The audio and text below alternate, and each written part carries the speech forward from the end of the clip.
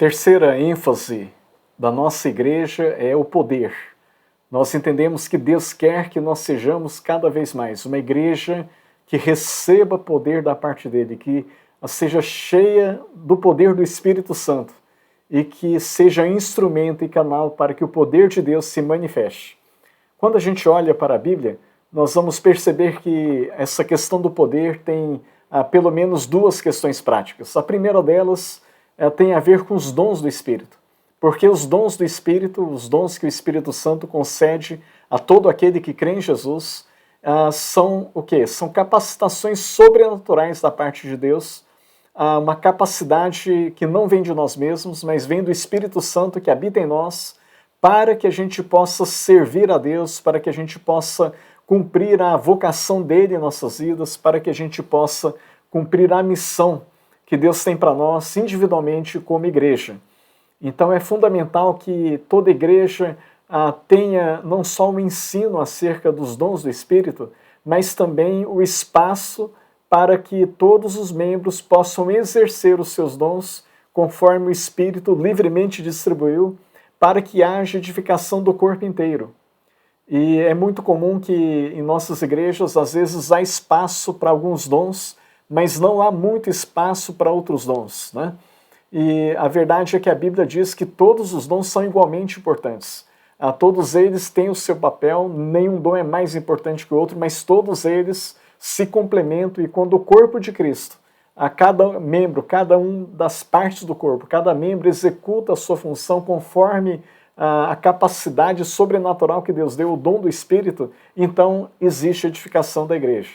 E acho que esse é o grande desafio, que na nossa igreja haja também espaço, por exemplo, para o exercício bíblico equilibrado, com cuidado, do dom de profecia.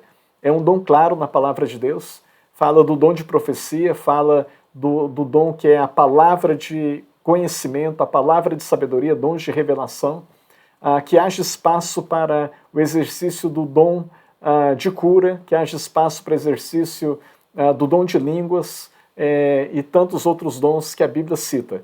Nós temos listas de dons em Efésios 4, Romanos 12, 1 Coríntios 12, são os principais textos que trazem listas de dons, e é importante que a igreja, e esse eu creio é um chamado de Deus para nós, que a nossa igreja seja uma igreja que tenha espaço e que pratique, que sirva a Deus integralmente com todos os dons, espaço para todos eles. O segundo aspecto bíblico, quando a gente fala de poder, tem a ver com cura, com milagres, com sinais e prodígios, né? E isso marcava o ministério de Jesus.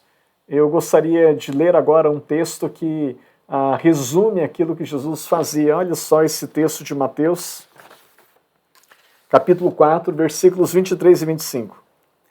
Percorria Jesus toda a Galileia, ensinando nas sinagogas, pregando o evangelho do reino e curando toda sorte de doenças e enfermidades entre o povo. E a sua fama correu por toda a Síria. Trouxeram-lhe então todos os doentes, acometidos de várias enfermidades e tormentos, endemoniados, lunáticos e paralíticos, e ele os curou. Olha que interessante, nesse resumo do Evangelho, que o Evangelho traz sobre o ministério de Jesus, fala essas quatro coisas: pregação do Evangelho do Reino, ensino, cura e libertação.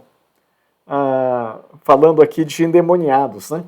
A libertação a gente já tratou no ponto anterior, que é sobre, na ênfase anterior da santidade, e agora eu gostaria que a gente focasse nessa questão da cura, e que também, se a gente quiser abranger mais essa ideia, não só a cura, mas também outros milagres e sinais que Jesus realizou. Não tem como negar que o ministério de Jesus era marcado pelo menos por essas quatro ações fundamentais que ele fazia. E Jesus, ele precisa ser o nosso modelo em tudo. E ter Jesus como modelo do nosso ministério significa também nós atuarmos nessas áreas, né? Nessas frentes. Foi assim que os discípulos entenderam, porque Jesus não só fez essas coisas, mas depois ele pegou os 12 e os enviou de 2 em 2, as cidades, a primeira parte do discipulado de Jesus foi o ensino, eles viram Jesus operando, mas depois foi a prática, né? E não só isso, mas ele pegou um outro momento, o grupo maior de discípulos, de 72 discípulos, e os enviou de 2 em 2. Para quê? Para pregar o evangelho do reino, para ensinar, mas também para curar e realizar milagres, né? Então os discípulos experimentaram isso, porque Jesus deixando claro que não era apenas ele que tinha recebido o poder de Deus para isso. É claro que ele era o Filho de Deus, mas ele operava tudo o que ele operou através do poder do Espírito, isso é uma declaração bíblica muito clara, né? Mas que também os seus discípulos estavam recebendo a autoridade e poder dele para exercer esse ministério, e assim que a igreja primitiva entendeu. Quando a gente lê o livro de Atos, nós vamos perceber que a igreja pregava, ensinava, mas também curava e expelia demônios, exercia essa autoridade expelindo demônios. Eu creio que na nossa igreja não há nenhuma dúvida com relação à pregação do evangelho, ao ensino, mas muitas vezes a gente não tem muito espaço para a libertação, que a gente já comentou, mas também para essa questão da cura. E é interessante porque a nossa igreja, desde a sua fundação, ela tem 4 ênfases do evangelho. São conhecidos como os 4 pontos do evangelho, né? Que é o novo nascimento, a santidade, que nós já falamos, a cura divina e a segunda vinda de Jesus. Então olha que de 4 ênfases do evangelho, historicamente uma delas é a cura divina. Então quando a gente fala da importância do ministério da igreja, também haver espaço e haver uma atuação, uma ênfase na questão da cura, de milagres e sinais, nós estamos falando daquilo que sempre foi uma ênfase da igreja Rollins desde o seu primórdio, desde da sua fundação. Na verdade, nós estamos, então, como que em parte resgatando esse valor, essa ênfase que se perdeu ao longo do tempo. Essa questão de cura é uma questão que envolve várias questões juntas, mas basicamente a Bíblia é clara em dizer que Deus quer nos usar como instrumento de cura. Quem cura, obviamente, é Deus, o poder é de Deus, né? Então, seja os dons do Espírito, seja cura, milagres, todo milagre, toda cura, ele é executado pelo poder de Deus, mas Deus quer que a gente seja um canal de tudo isso. Então, nós temos também em nossa igreja um módulo para vermos mais claramente na Bíblia acerca disso, inclusive com orientações práticas que a Bíblia traz a respeito dessa questão da cura e de ser usado por Deus para que o poder dele flua. É interessante que a Bíblia diz a importância do poder de Deus também na evangelização. Paulo deixa claro, né, que o evangelho, quando ele ia nas suas viagens missionárias levando o evangelho de salvação, o evangelho do reino, o evangelho chegava não apenas em palavras, mas chegava também em demonstração do poder do Espírito.